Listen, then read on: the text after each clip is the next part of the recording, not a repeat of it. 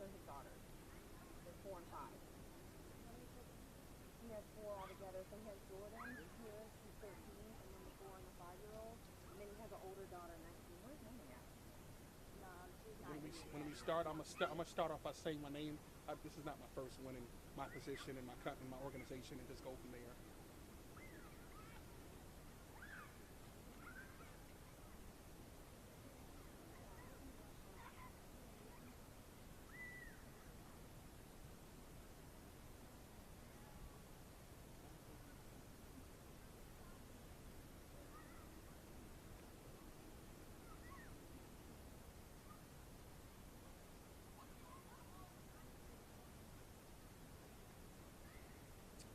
Ready when you are. Let me know when to go.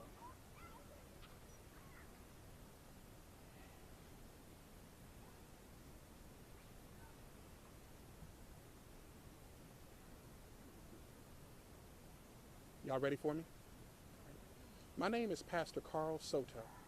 I am the co-founder and vice president of Black Lives Matter Restoration Polk. We are here today to discuss the life of Daniel Knight, 39-year-old father, brother, nephew, cousin, son, and he was loved by many. On the night of February 19th, 2022, Daniel attended his niece's wedding.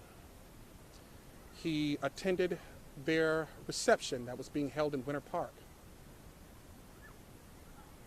On that night, somehow, an event staff member decided to call the police and make some allegations that Mr. Knight was behaving erratically and violently. What we do know is that members of the Winter Park Police Department showed up within minutes, and within 3 minutes of the Winter Park Police Department's arrival, Mr. Knight ended up dead with multiple bullet holes in his body. I have personally reviewed multiple statements that was issued by the Winter Park Police Department that claims their claims and allegations that Mr. Knight physically assaulted their officers, knocking one of their officers unconscious. There were a lot of allegations that was made by the Winter Park Police Department that we find unfounded and without merit. We are looking for transparency in this case. We do feel that this was murder.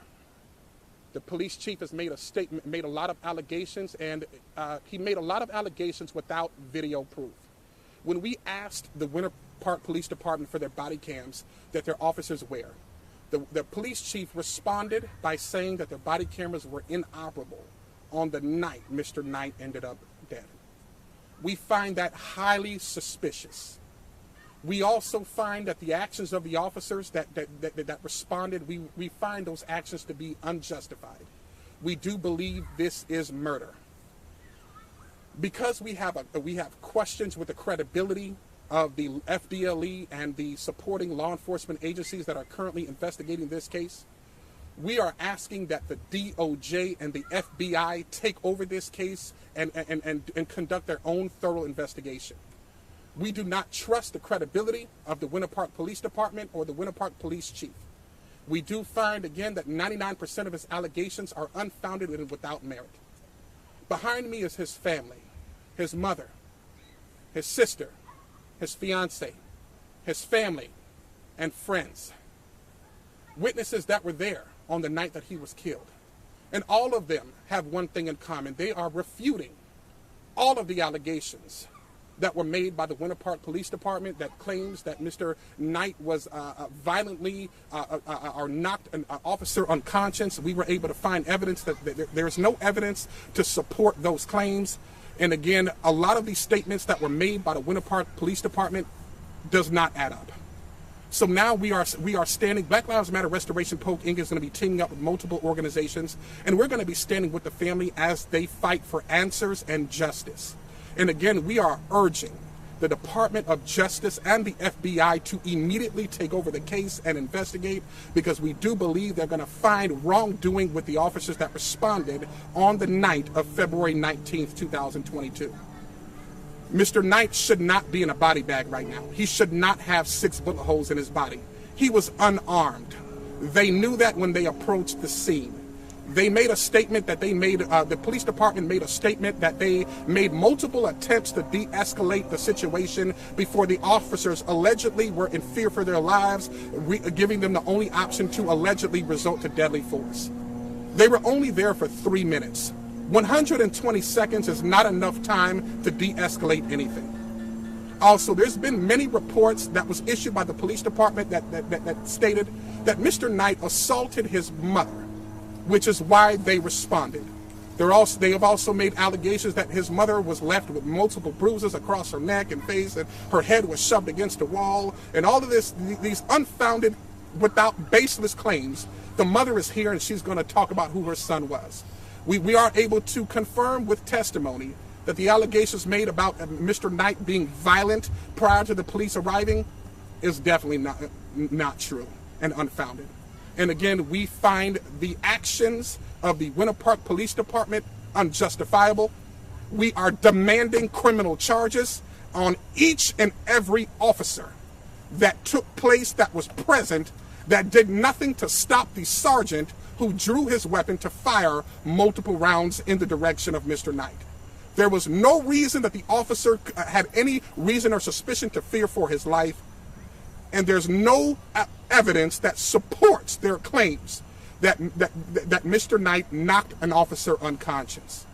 They are refusing to release body cam footage, making statements again that the body cam footage was inoperable on the night that Mr. Knight died. I find that suspicious because I was able to confirm that this police department less than a year ago implemented body cameras, and every uniformed officer is supposed to be wearing body camera that is supposed to be active at the time that they respond to a scene or a domestic disturbance. For the police chief to claim that it is inoperable or not working, we find that highly suspicious. So again, we are going to be standing with the family. The family is grieving right now. Mr. Knight leaves behind 4 children who now have to grow up without their father. Mr. Knight's fiance is left devastated. The bride and groom who was celebrating their reception was supposed to have a joyous occasion. They were supposed to leave for a honeymoon shortly after. And because of the actions of the Winter Park Police Department, where they took the life unjustifiably of Mr. Knight, the bride and groom are left devastated, and they're trying to pick up the pieces. So I'm going to bring forth first his mother, who's going to speak about who he was. And I want you all to know that Mr. Knight was not the man that the Winter Park Police Department tried to paint who he was. I want you all to know the kind father that he was, the loving son that he was, and the man that he was, the sacrifices that he made, and the obligations that he made to be true to his family. He did not deserve to die. This family should not have to be standing here at this time fighting for answers as to why officers showed up to a scene and their loved one is dead within 120 seconds after they get there. So I'm going to bring forth his mother first. I'm going to let her speak, and she's going to speak about what's on her heart.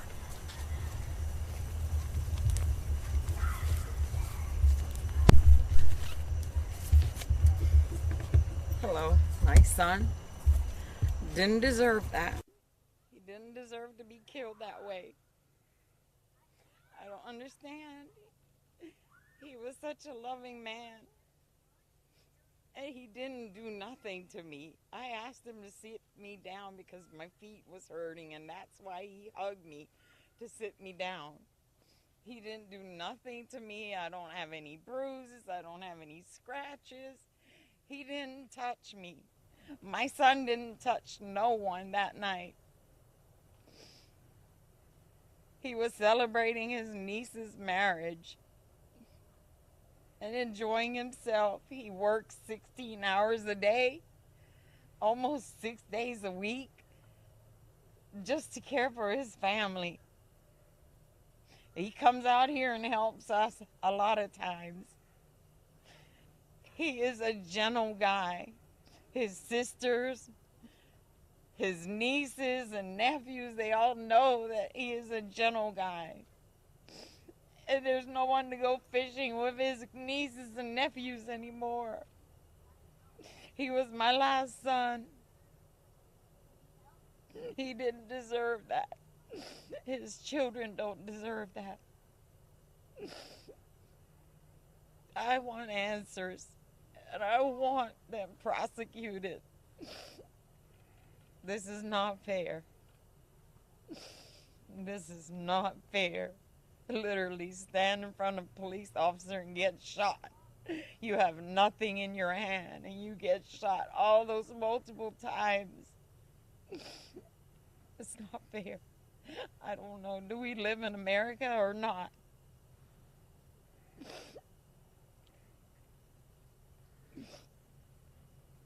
And as you can see, this is the mother. The Winter Park Police Department is claiming that he physically assaulted this woman right here, which is what made them arrive at the scene. They explicitly stipulated that Mr. Knight allegedly put his hands around his mother's neck and shoved her against a wall on multiple occasions. This woman has no bruises on her body, and she is here distraught because she knows that her son was a gentle giant. Yes. That allegation is unfounded and without merit, and we are appalled that the Winter Park Police Department would even make this baseless claim without properly doing an authentic investigation to determine if this claim was actually true. Yes. This is sad, and this mother should not be grieving over this incident. There should be no reason why this young man is now laying in a morgue. So again, we are urging the Department of Justice and the FBI to overtake the investigation. We do not trust the credibility of the FDLE to investigate their own. We are confident that if the FBI takes over, we are confident that transparency will come about. Now, the bride and groom who got married on that evening, they're here, they're present today too. And their reception, again, a joyous occasion, was cut short because their loved one was brutally, viciously murdered at their reception without justifiable cause. And this husband and wife, this newlywed husband and wife, now has to try to pick up the pieces and live with the fact of knowing that members of law enforcement who swore to protect the community is responsible for the unjustifiable, unprovoked murder of their loved one, Daniel Knight. So I'm going to be bringing forth the bride who is going to speak. Allegedly, there was also allegations that she was in fear for her life and she was afraid of her own uncle. We can now stand here today to also refute that claim that was made by the Winter Park Police Department. We are again appalled of these false allegations that was made against this family man. So we're going to bring forth the bride and the groom, and we're going to allow her to speak about who her uncle is. Thank you. Thank you.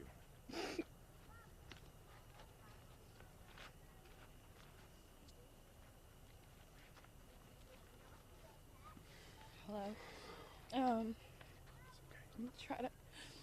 Try to talk without crying here, but I know they said he was my uncle, but I always called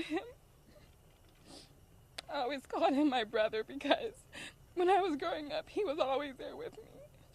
He was a brother, he was an uncle, he was a father, as I'm sure that you've mentioned, and he was so sweet, and he was so caring, and I'm shocked to see where we are today, to have these claims put against him, to claim that he was, that I stated I feared for my life. Everyone, up until that very moment that police showed up, we were having a good time. We were laughing. We were drinking. This is what a wedding is supposed to be about. There's not very many weddings going on. With everything in the world, this was a joyous occasion. My family, we all work so hard, and very rarely do we even get together to have an event that's supposed to be only about love and about being together. And I'm so upset that from the time that I heard that the police were there, which I had no idea they were there, to the time that I got there, he was killed in front of me. His blood was all over my wedding dress, and I had to stay there for hours with this on my dress. I'm I'm a nurse. I'm a registered nurse. A lot of the guests that were there were also in healthcare. They assisted in doing everything that they could to help him. And I wish that he was here, that none of this had even happened. He was loved. He was never harmful. He was never aggressive. He was never any of that. And to know in 2-3 minutes that his life was just, I was 2 feet away from it, from trying to stop it. And then that's why my whole dress, it was just filled. My bridesmaid's dresses who helped try to resuscitate him. My sister-in-law, everyone who helped try to resuscitate him. To end the night like that our family had been talking about for months, who all assisted in helping this to be the best day for not only me and my husband, but for our family as well, for the grandchildren to see that, and for his daughters and stuff to see that. I am just seeking that the whole case is transparent, that the lies stop, that the truth come out, and that we get justice for him, because that was uncalled for. That was not right. That was not what it was supposed to be. As you can see now, these are family members that was present on the night that this man was killed. And these allegations that the Winter Park Police Department gave is without a doubt unfounded. There is also videos that show him dancing just minutes before his death. Dancing, having a good time. And I didn't know that being a black man dancing and a reception justifies murder. This is supposed to be America. This is completely appalling. The more evidence that is revealed that refutes the claims of the Winter Park Police Department. The last person I'm going to be bringing forth is his sister. Mr. Knight leaves behind a sister who grew up with him, who loved him, he loved her. She was there with him to the very end. And now she has to prepare to say goodbye to her brother because officers decided to be trigger happy and senselessly take his life in front of her presence with based off of unfounded, meritless allegations. She was present on the night that he was killed. She had to watch her brother bleed out all over the pavement. And now she is trying to put together the pieces and trying to understand why her brother is no longer here. So I'm going to bring her forth and allow her to speak so you can see the man that he was to her.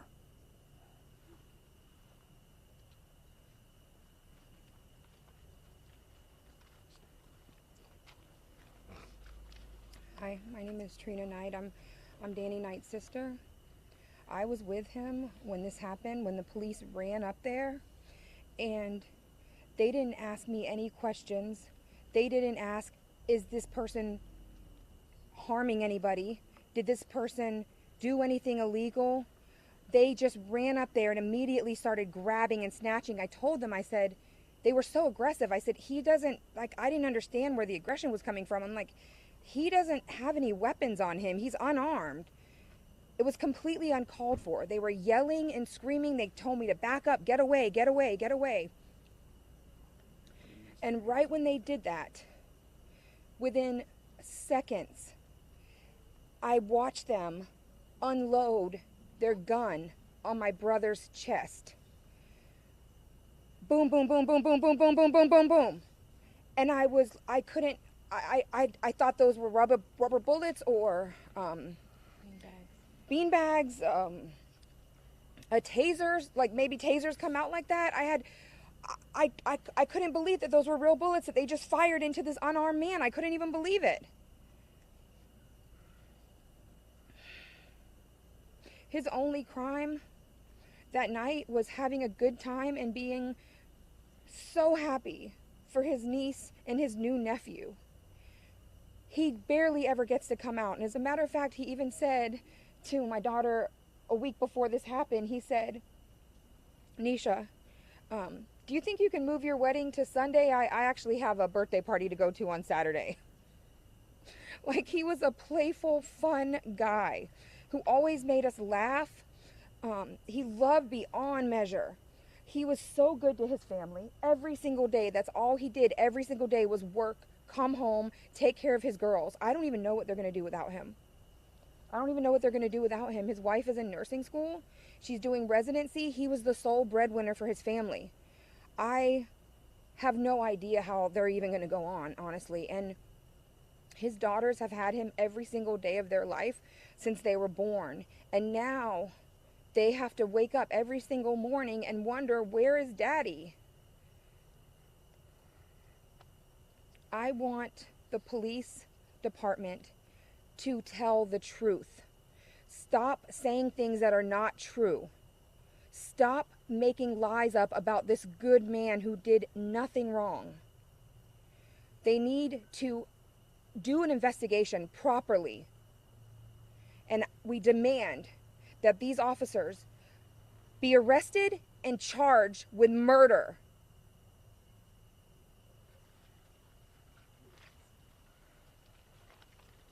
As you can see, this is different members of the family that have come forth to tell their versions of events, what happened. And again, there is videos that show him dancing just minutes. It shows what he was doing just minutes before he was killed. This was senseless and this was baseless.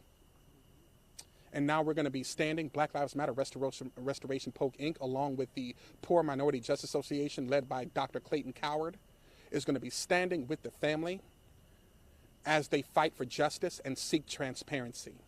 And again, I want to reiterate, we are urging the Department of Justice to investigate this matter. We do not trust the credibility of the FDLE to provide a transparent investigation. The fact that they're already claiming that the body cameras weren't working, knowing that they were operable, claiming they were inoperable, is deeply concerning, especially when these body cameras are not even a year old. So at this time, if you have any questions, I'm going to answer them. Hi, Nick with Channel 9 WFTV. I know you can't see me very well. Okay. Did any of the family members see the interaction with the first officer, the one that the department is claiming was knocked out before the shooting? Multiple family members and witnesses did see him. We were able to confirm that there was never any officer that was knocked unconscious. Treasurer with WKMG News 6, was any officer ever punched? Because from what we got or saw in the report, one officer was punched and then another one was knocked unconscious. To my understanding, when these officers approached, they came in a dark area. The area in the alley of where Mr. Knight was approached, it was very hard to see.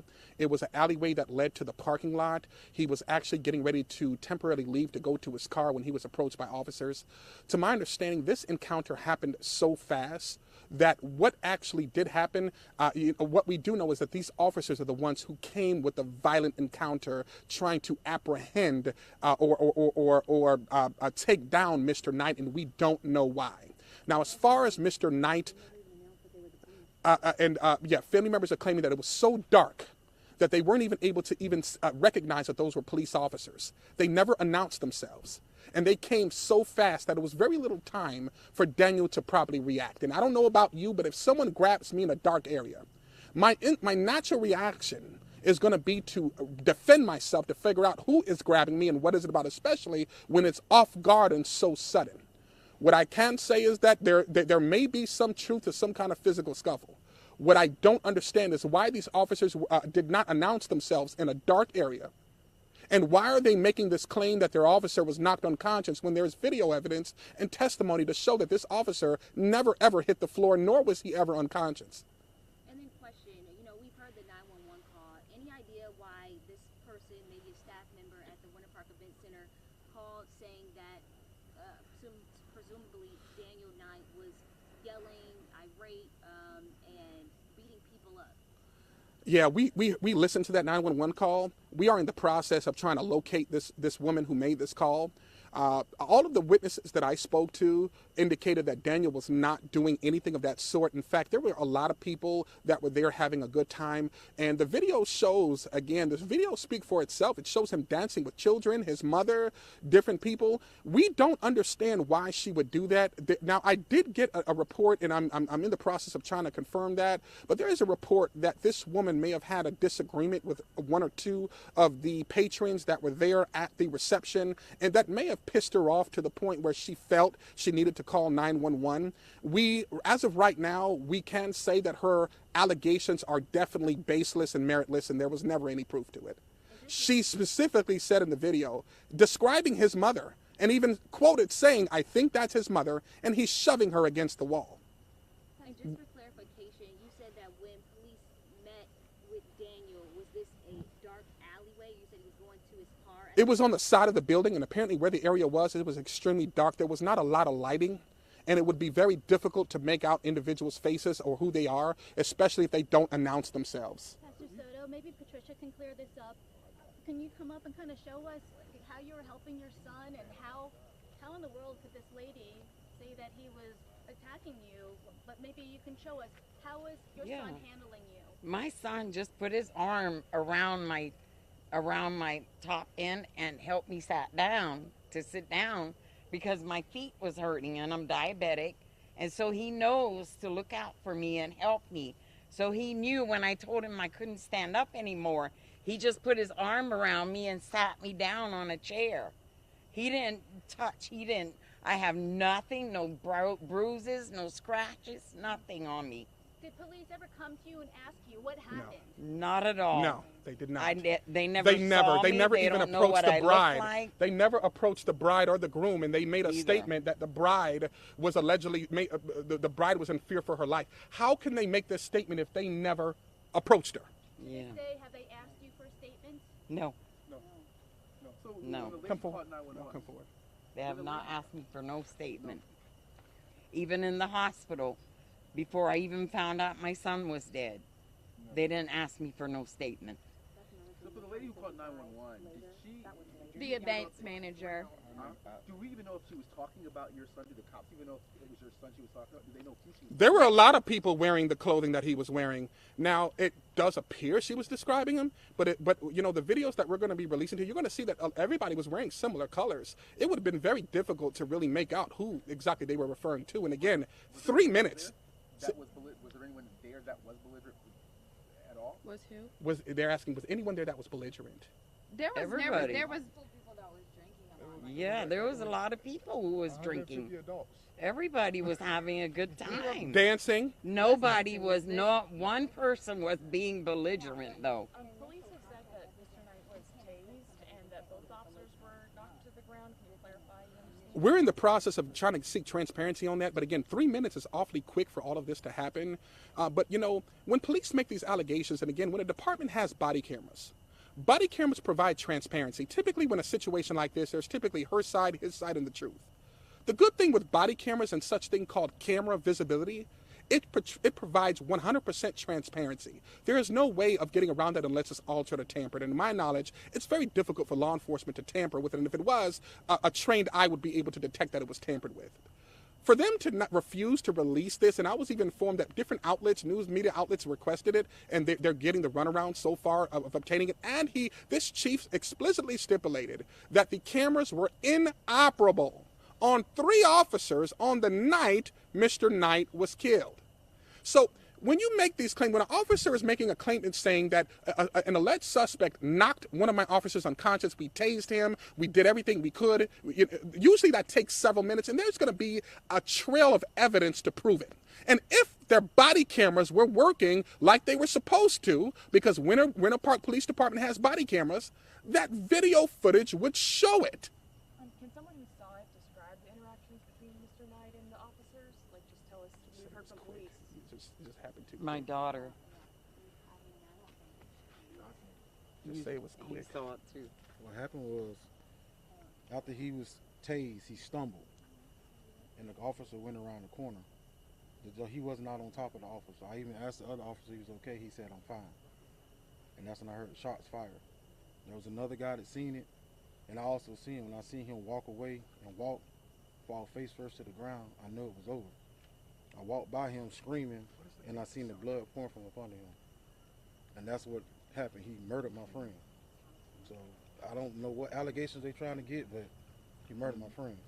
Now, we do understand that the Winter Park Police Department did try to invoke alleged Marcy's law, preventing the officer's name from being released, but we were able to confirm that the sergeant's name that fired the shots was Sergeant Talton, who is a sergeant with the Winter Park Police Department. We are in the process of also pulling his collar to find out, because I'm willing to bet that there's probably been multiple complaints of excessive force. Based off of the video evidence that we took a look at after the shooting, you can see that he was already in a violent rage. Also to bring up, on a video that's 11 seconds, you can clearly see that Sergeant Talton's, one of his coworkers, attempted to touch his shoulder to calm him down and push him back. This sergeant was so irate and belligerent himself, he pushed back on his own officer that's on video. You can't, and again, transparency, and I'm gonna repeat that again. Shortly after the shooting, you can clearly see that he was belligerent. He was the one that was acting belligerent. His eyes looked like he was, we don't know what was going on. But you can clearly see that one of his own officers that was wearing a skull cap was trying to back him away from the situation, because they saw that it was escalating even after the shooting. And he pushed off on his own officer. This is the individuals that are supposed to be here to protect and serve. And you can clearly see that even after the shooting, no one thought to properly render aid. His own family had to do it. His own family had to render aid while they were out here scuffling and fighting, trying to calm each other down. What sense does that make? Forgive me if you said this, but will you guys be releasing that video that you've been looking at? Oh, it's already public. I'll gladly send it to you. It's public. It's everywhere. It's on social media, Snapchat, you name it. It's everywhere, and I will gladly release it. And it's an 11-second video. You can clearly see the officer in question, the sergeant, and the officer tries to touch his shoulder, and he pushes back on his own officer, staying right there to stay engaged with a verbal encounter with other patrons that were there. While other people were giving Mr. Knight CPR. He didn't think to do his job to render aid. He chose to be belligerent and fight with other patrons and his own fellow officer. That is unstable, and I am questioning the Winter Park Police Department's credibility on this whole matter. How an individual that acted like that within 3 minutes, 3 to 5 minutes, I'm questioning his psychological state. What was going through his head? Do you think it's ridiculous that they're using Marcy's law not to release the names of the Yes, it is ridiculous. I understand that Marcy's law was a law that was designed to protect victims of actual crimes, and I do agree with that law itself. However, what the Winter Park Police Department is doing here is manipulating that law by refusing to acknowledge the name of this officer, because I'm willing to guarantee you that this officer probably has a trail of complaints and others, probably was involved in other situations that would probably question the Winter Park Police Department's integrity on how he was on the job this long. Typically, when they refuse to give out a name, they know there's wrongdoing, so they're trying to cover it up. We believe this is a witch hunt, which is why they've made so many allegations about first the mom, then the bride and groom, who's standing right here distraught over his death. I mean, there's so many different allegations that they're giving. It just doesn't make sense, and none of it is adding up. One of those allegations, police said that they were trying to separate Mr. Knight from another guest to calm the situation. That's not true. There is no proof of that. That's not true. The other guest was me. And what they're referring to is his sister, who was trying to help him, and his mom. Come forward. Question I was also out there when he was shot. What was going on then at that moment when they say, "Oh, we're trying to separate"? No, there was no separation. There was only 3 of us out there, myself, my sister, and him, and we were just taking a breath. And next thing we know, the cops are coming up. You hear the sirens. And again, they came up to a scene where 2 sisters are like this with their brother in between them and having a conversation. I mean, there's no altercation. We're talking. I mean, we could have been out there learning a new dance move or doing anything else. I mean, to misrepresent that situation is really ridiculous. And the name of the officer that's responsible, his name is Sergeant Kenton Talton.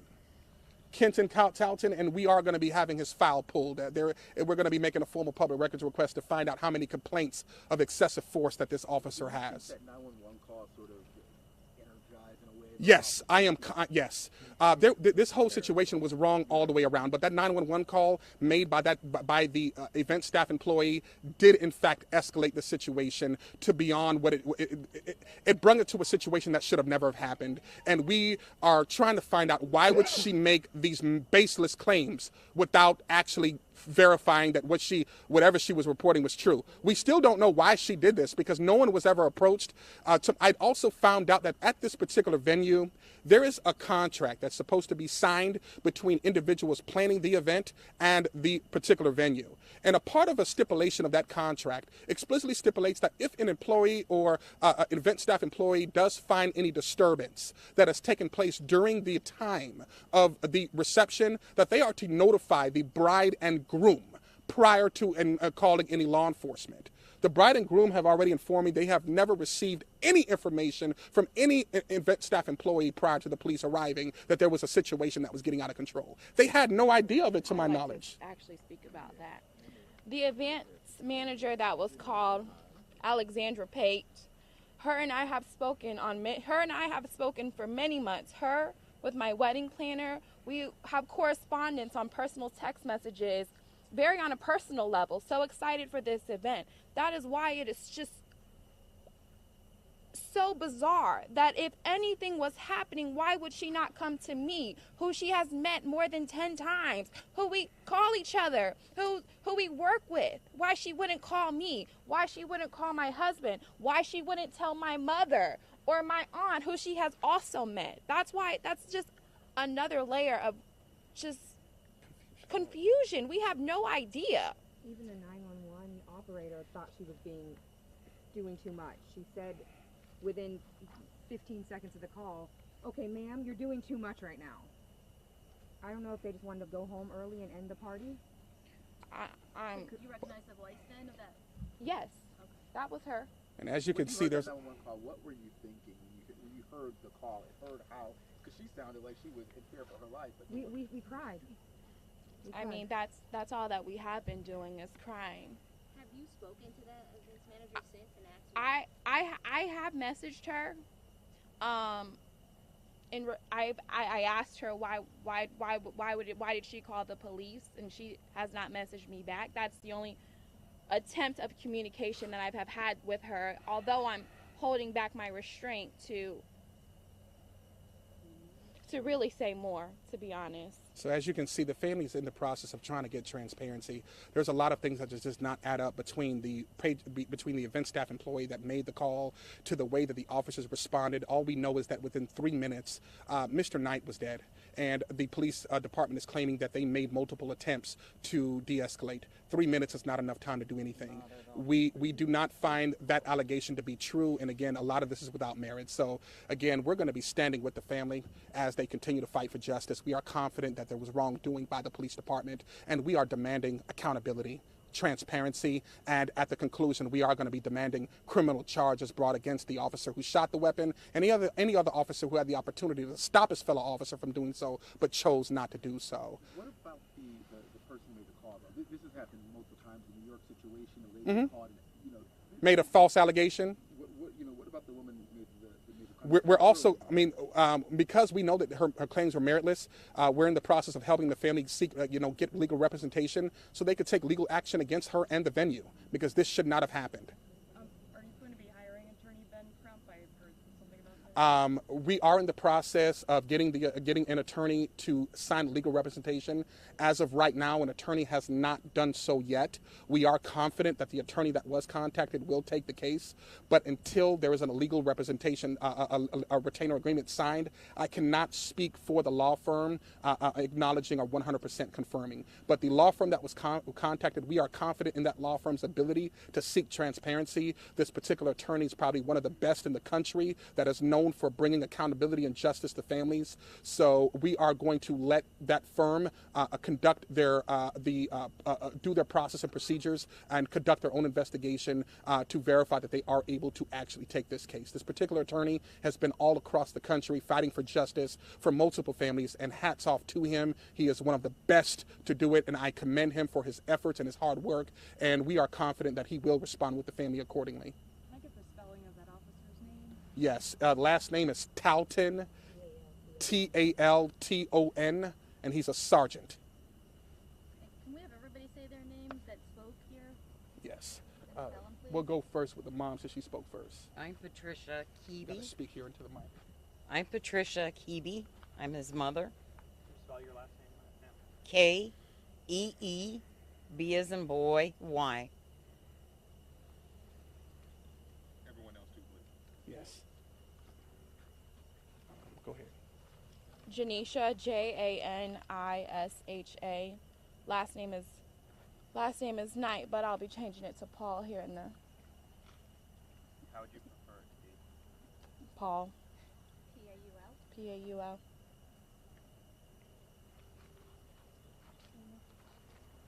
Gerard Mitchell, Gerard Mitchell.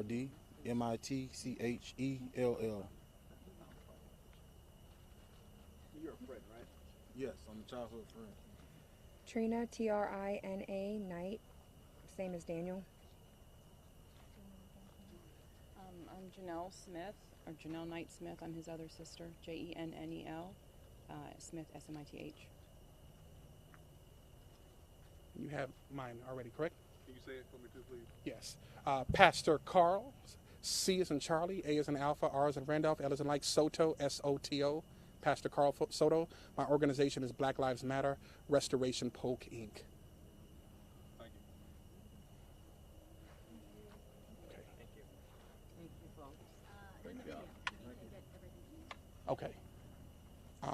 Also, the founder of Black Lives Matter Restoration Polk is here. He wanted to give just a brief statement regarding this matter, and I'm going to bring him forward.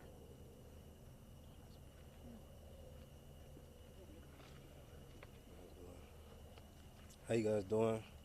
My name is Jarvis Washington, Jarvis, Washington, Washington.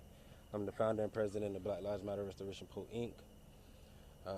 So I just want to, I'm listening to everybody today, and I want to just talk about a big issue that's going on across the country. We can talk about individuals being belligerent. We can talk about 911 calls that has no merit, but ultimately it boils down to we have a lack of bravery throughout all police departments right now. We don't have police departments that's willing to stand up. They took an oath to defend the innocent and put their life on the line if need be. And the first thing that we're seeing in incidents is someone getting shot. Right now, we're seeing more bravery from security guards. We have a lack of training from de-escalation, lack of training from takedowns to hand-to-hand combat. Individuals that are not willing to go forth and give a farther effort to bring the situation to a halt. And then we have individuals that look to be justified from actions that they've taken because of their lack of bravery. So right now we're just asking police officers around the country to stand up. Stand up and hold your shield high. Be brave. If that requires to take a hit in the face, you took that oath. If you can't do this job, take your badge off. We have a lot of different things like a taser, but things like the bull wrap that doesn't require anything that can subdue an individual. And at the end of the day, in this situation, we had 3 individuals against 1. 3 minutes wasn't enough. It shouldn't have resulted in an individual being killed in no sense. Where's the bravery in our police officers? Where's the heart? Everyone wants to go home just like them. So you take their life so you can still have yours? At what cost? Where's your pride? So I'm asking for honor for the police officers all around the country. I'm asking for bravery from the police officers all around the country. Something I want to say. Thank you for your time. Your title again with the company? Restoration? Yeah, I'm the co-founder and vice president. He's the founder. And thank you. Thank you. You guys just change your shirts during the presser? Yes. Okay, we're gonna get some shots of the shirts. Let me move out the way. You wanna stand up? I have a question. Which one? How much does he weigh? He looks to want to know. What do you think? Me? My son, Yeah.